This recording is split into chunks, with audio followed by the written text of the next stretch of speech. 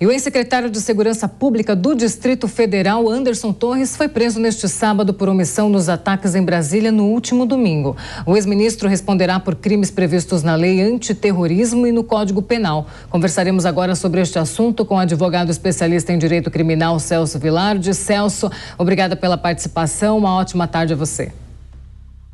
Boa tarde a você e a todos que nos acompanham. Doutor, eu quero saber já a sua opinião para a gente começar esse nosso bate-papo em relação a essa prisão de Anderson Torres. O que você tem achado disso? Acha que essa prisão aconteceu de forma correta mesmo devido aos ataques no último dia 8? Quais são os crimes que ele deve responder a partir de agora? Bem, Paula, eu me posicionei várias vezes essa semana, evidentemente condenando os ataques de domingo último. Acho que houve efetivamente uma prática de crime por parte das pessoas que invadiram a sede dos três poderes, mas tenho dito que acho que as pessoas praticaram o crime previsto no artigo 359 do Código Penal, que é efetivamente um atentado contra o Estado Democrático de Direito e contra o poder legitimamente eleito, constituído. Eu tenho me posicionado contrariamente à aplicação da lei antiterrorismo, porque acho que ela é notoriamente inaplicável para o caso que aconteceu, em função do próprio texto legal. Daí porque, só fiz esse preâmbulo, você me perdoe, para justificar o meu posicionamento que, como eu entendo que não se aplica a lei antiterrorismo, que aplica-se a lei dos crimes previstos contra o Estado Democrático de Direito, eu não tenho os elementos da investigação, mas até agora, no que vi, a prisão preventiva me pareceu exagerada. Eu compreendo que nós estamos num momento grave, o Supremo tem agido com muito rigor em função da gravidade dos atos perpetrados, mas eu não vi motivos para a segregação cautelar do ex-ministro da Justiça. Perfeito. Queria que você comentasse também relacionado a esses indícios, esses fatos dos últimos dias, essa viagem dele ao exterior, também ele ter deixado o celular ao exterior antes de embarcar aqui para o Brasil. O que você acha disso? Então, eu acho que as coisas têm que ser vistas dentro de uma perspectiva que eu efetivamente posso até fazer uma análise com alguma falha, porque não conheço todo o procedimento, a investigação e o resultado da investigação. Eu estou me baseando apenas e tão somente na decretação da prisão preventiva, que antecede a questão do telefone celular e que antecedeu, inclusive, a questão do tal do decreto que foi localizado dentro da residência dele. Então, eu estou me baseando no decreto que decretou a preventiva, que foi anterior a isso. Se ele tivesse sido posterior, com base em provas, em investigações, eu me posicionaria até favoravelmente. Então, eu estou dizendo anteriormente. A questão do celular é uma questão ruim, né? Porque hoje em dia, na jurisprudência, tem se entendido que a entrega do celular, da própria ninguém é obrigado a produzir provas contra si próprio, segundo a Constituição Federal. Mas, efetivamente, nessa altura do campeonato, não entregar o celular, efetivamente, pode gerar uma percepção nos órgãos de investigação de que ele pode estar tentando, de alguma forma, prejudicar o curso das investigações. E, nesse caso, a prisão preventiva pode ser decretada. Perfeito. Para comentar também sobre esse assunto, para participar desse nosso bate-papo, eu chamo o nosso comentarista de hoje, Pedro Costa. Pedro Costa, pode fazer a sua pergunta ao advogado. Seja bem-vindo, advogado. Deixa eu focalizar aqui no que o senhor disse nessa segunda parte, né? O ministro Anderson Torres, ele deixou o ministério, depois ele assumiu uma secretaria do governo do Distrito Federal, capital do Brasil, capital de Brasília, e em seguida foi para os Estados Unidos. E agora ele volta, só recapitulando, sem o celular, depois de todos os ataques que todos nós condenamos aqui publicamente. A pergunta é o seguinte, né? Você não vê omissão dolosa nessas posições, nessas atitudes do Anderson Torres? Veja, não é que eu não vejo omissão dolosa, eu acho que é preciso ter uma investigação para se concluir pela omissão dolosa, né?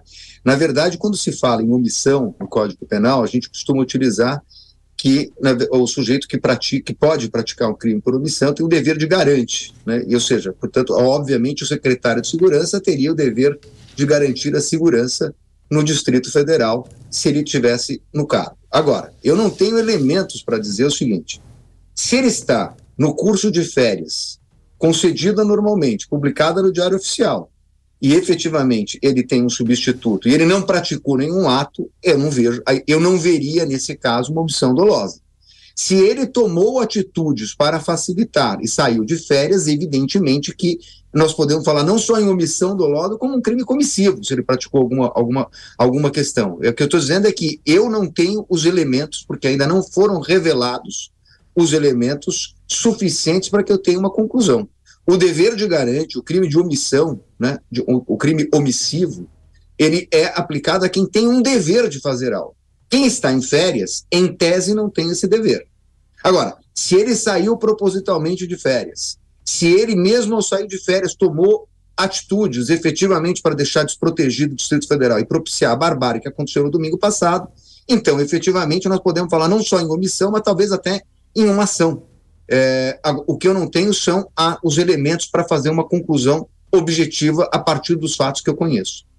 Perfeito. Já que não temos em relação à sua opinião, essa omissão dolosa ainda, eu queria saber da sua opinião, quem poderia estar por trás, então? A gente está tirando aí, de fato, Anderson Torres da reta, possivelmente porque, enfim, pode ser que ele não tenha participado, ainda há essa investigação que ainda está sendo feita, foi preso, mas vai ser efetivado ou não nos próximos dias. Mas quem poderia estar por trás? Você acredita, doutor, que há uma pessoa, há um outro personagem que estaria ali incitando esses atos do último dia 8? Não, eu simplesmente não tenho dúvida de que existe uma alta cúpula, para usar um termo entre aspas, responsável por tudo isso aconteceu. Não só efetivamente entre as pessoas que invadiram, que me parece que existia ali uma cúpula que determinou, que planejou, e que muita gente talvez tenha entrado nisso em função de um planejamento, de um grupo que coordenava essa ação, como eu também não tenho dúvida de que existem várias autoridades que são responsáveis pelos ataques de domingo. Né? O secretário de Segurança, a chefia da Polícia Militar, acho que tem muitas autoridades. Pode até estar dentre essas autoridades o próprio ex-ministro e o próprio secretário de Segurança. Eu não tenho dúvida que é a responsabilidade. O que eu acho que nós precisamos, neste momento em que os ânimos estão acirrados de todos os lados, é uma investigação competente, baseada em provas, em serenidade, para que nós possamos punir quem deve ser responsabilizado. Eu sou advogado e professor há 30 anos, e eu tenho a vivência para dizer que quanto mais um caso repercute, mais ele atrai algum tipo de excesso. E neste momento, o que nós precisamos é de uma investigação absolutamente racional, baseada em provas, sem excessos, para que não comece a se espalhar discursos indevidos nesse momento em que a situação já é grave por si só. Perfeito. Em relação à prisão preventiva, quantos dias aí nós temos para que ele fique preso? Onde ele pode ir nos próximos dias, passar? Ele deve ser solto? Qual que é a sua opinião relacionada a isso também? Em tese, para que os ritos processuais sejam cumpridos, ele deve ser denunciado em 10 dias, rapidamente. Aí nós precisamos ver exatamente o que diz a denúncia e quais são as provas amealhadas contra ele, para que se faça uma nova análise a respeito da necessidade de uma prisão preventiva, e o próprio Supremo, ao decretar, já acenou que reveria isso no momento ulterior. Então, nesse momento, aguarda-se que o Ministério Público apresente uma denúncia, a conclusão das investigações, quando nós vamos poder fazer uma análise mais ponderada, e o próprio Supremo, como eu disse, já acenou e vai rever isso provavelmente no momento do recebimento da denúncia. Perfeito. Em relação à omissão policial, você acredita, doutor, que houve alguma omissão policial, omissão em relação à Secretaria de Segurança Pública do Distrito Federal no último dia 8? Eu acredito que houve omissão e acredito que também houve prática de crime por ação, não só por omissão. É evidente que nós temos as pessoas que se omitiram e que deixaram as coisas acontecerem, então atos de omissão, mas também acho que a investigação pode trazer surpresas de pessoas que, de alguma forma, praticaram algum tipo de ação para aderir a esse movimento. Me parece muito difícil que tudo isso tenha se dado com a proporção que se deu só com base em atos omissivos, mas é que caberá à investigação fazer essa verificação. Perfeito. Pedro Costa, sua pergunta. Bom, eu acho que certamente caberá a investigação, tem que ter cautela, né? O doutor fala muito como advogado, ele tem todas essas noções. Agora, o ato em si, ele foi um ato muito duro. E aí, da perspectiva da lei, me parece que vai ter uma reação dura. E ela parece que vai ser mais rápida do que se esperava. A gente pegar, por exemplo, o Capitólio dos Estados Unidos, há 3 anos atrás, ou 6 de janeiro de 3 anos atrás, o Brasil, digamos, está dando um exemplo do que foi juridicamente essa resposta. Quer dizer, law and order, né? Lei e ordem de maneira muito incisiva, né? A Procuradoria-Geral da República, ela entrou agora com medidas nesse sentido, né? Antes do Supremo, e o Supremo vem testificando. Como é que você vê o papel da Procuradoria-Geral da República? Olha, eu acho que a Procuradoria-Geral da República, aliás, me perdoe, só vou fazer uma observação para dizer que concordo com você no que diz respeito à necessidade de nós termos uma resposta dura. E eu acho que essa resposta dura já está ocorrendo, realmente, até mais rápido, como você acabou de dizer, do que podíamos esperar. E acho que o Supremo acerta em dar uma resposta dura para tudo isso, desde que ela não seja excessiva. Porque eu acho que a resposta tem que ser dura, mas nós não podemos também aplicar uma lei que seja inaplicável, porque aí a resposta passa a ser excessiva, e quando a resposta é excessiva, perde-se a legitimidade da punição. Esse é meu ponto de vista. No que diz respeito à Procuradoria, eu já até escrevi artigos sobre isso. Eu acho que a Procuradoria-Geral da República teve um papel apagado, tímido, nos últimos meses, pelo que tem se visto, pelo que nós podemos ver, o que está sendo noticiado. Mas agora parece que a Procuradoria está agindo, e é bom que assim seja, porque o Ministério Público é a principal instituição neste momento. Porque é o Ministério Público que nós chamamos de dominus litis. Ele é o titular da ação penal, é só ele que pode propor as ações penais. Então, na verdade, a tipificação, a formulação da acusação, efetivamente está na mão da Procuradoria-Geral da República, e, portanto, nós esperamos que o Ministério Público, enquanto instituição, faça o seu papel, não é? E ajude a debelar este momento tão tenso que nós estamos vivendo. Perfeito, doutor. A gente tem falado bastante também sobre as pessoas que estavam ali naquele último dia 8 de janeiro, sobre aquela população, e de fato precisa ser feito um filtro relacionado àqueles que estavam fazendo os ataques mais duros, como a gente tem falado, os reais vândalos daquele dia, e também as pessoas que estavam ali se manifestando de maneira pacífica, né? Sem dúvida. É por isso que eu tenho, como eu disse, desde segunda-feira, eu tenho defendido que é preciso aplicar o Código Penal e não a lei antiterrorismo. Porque a aplicação da lei antiterrorismo traz diferenças profundas, até porque, como você tem atos preparatórios, efetivamente, aplicando a lei antiterrorismo, você pune todo mundo que estava lá, inclusive quem estava na praça. O que a mim não me parece razoável. Veja, só para deixar claro, eu não estou defendendo o movimento. Eu não estou defendendo o ataque. Eu concordo que houve um atentado contra a democracia da maior gravidade, mas acho que a punição tem que ser absolutamente relacionada ao que diz a lei. E eu não acho que o correto seja aplicar a lei antiterrorismo. Pedro Costa, para a gente encerrar, uma pontuação sua também, uma pergunta ao doutor. Doutor, com relação, eu vou ficar nesse ponto aqui, com relação à lei antiterrorista, me parece que ela tem que ser discutida, né, desde a sua aprovação, eu tenho essa posição.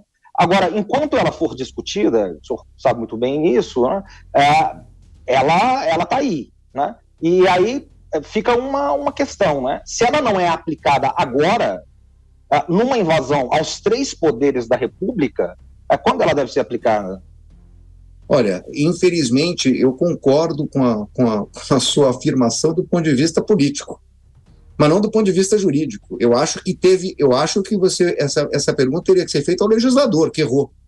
Eu concordo que deveria estar tipificada a conduta de domingo passado na lei antiterrorismo. Mas se você pegar o caput, ele fala em xenofobia, preconceito de raça, cor ou religioso.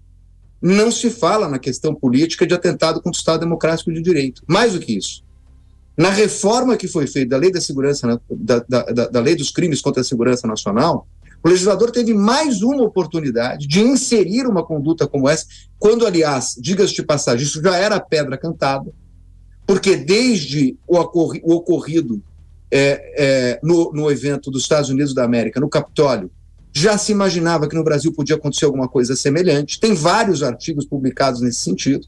Ou seja, já se imaginava que nós podíamos ter. E a reforma da lei foi feita exatamente no curso do ano passado. E o legislador o que fez? Criou os crimes, 2 crimes, no artigo 359 do Código Penal, contra atentados ao Estado Democrático de Direito, sem reformular a lei antiterrorismo. Então, se você se perguntar assim, do ponto de vista de lógica, aconteceu um ato terrorista, eu não tenho a menor dúvida de dizer para você que sim. Mas a legislação brasileira, que teve 2 oportunidades, repito, para tipificar isso, não o fez. Então, agora é uma questão de interpretação da lei, é uma questão de hermenêutica. Quando se pega o Código Penal, você encontra exatamente o que eles fizeram, um atentado contra a democracia. Quando você pega a lei antiterrorismo, ela fala em xenofobia e preconceito de várias ordens. Não aconteceu nem xenofobia, nem preconceitos na ação de domingo passado. É isso, nós conversamos com o advogado especialista em direito criminal Celso Vilardi. Celso, muito obrigada pela sua participação aqui no JP Domingo. Um abraço para vocês. Até. E no Rio de Janeiro, a Corregedoria da Polícia Civil decidiu punir um agente que usou uma viatura numa manifestação política. O repórter Matheus Quelzer traz as informações. Uma investigação que gerou polêmica. A Corregedoria da Polícia Civil do Rio puniu o policial Rafael de Sá por ter participado de protesto bolsonarista com uma bandeira do Brasil pendurada na viatura. Isso no dia 2 de novembro. O ato aconteceu na Avenida Presidente Vargas, nas imediações do Comando Militar do Leste. De acordo com as investigações, o agente pegou o veículo do Estado sem autorização para ir ao local, o que gerou a abertura de um procedimento administrativo disciplinar.